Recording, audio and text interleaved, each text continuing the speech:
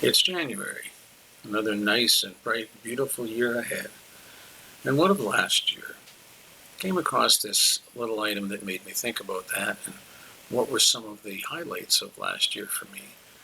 And, memory doesn't really serve all that well sometimes, although, I did manage to think of a few.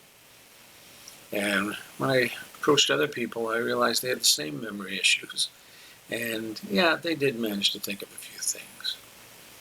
So here's the idea. Get yourself a jar, and maybe you have an old jar sitting around the house that is going to be perfect for this. And you know what? An old shoebox will work just as well.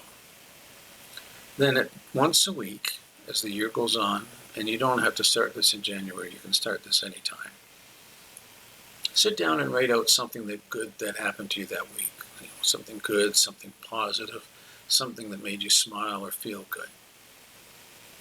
Now, I found when I was asking people some of this stuff, I was getting things like, they're trying to think of things like, wow, I got a new car, or, I became a father, I became a mother, I won 20,000 bucks on the lottery, stuff like that. Really, kind of what we would call big things. But don't discount those little things. Maybe you helped someone who was challenged in mobility to get across the street, or maybe you saw someone struggling with a pile of stuff and trying to get their trunk open, and you stepped in to offer them some help.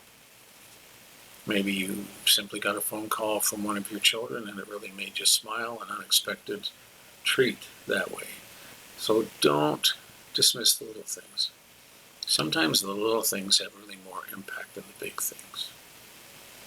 Then, at the end of the year, on perhaps New Year's Eve or even New Year's Day, sit down, open this thing up, and start reading some of those things that you've written down.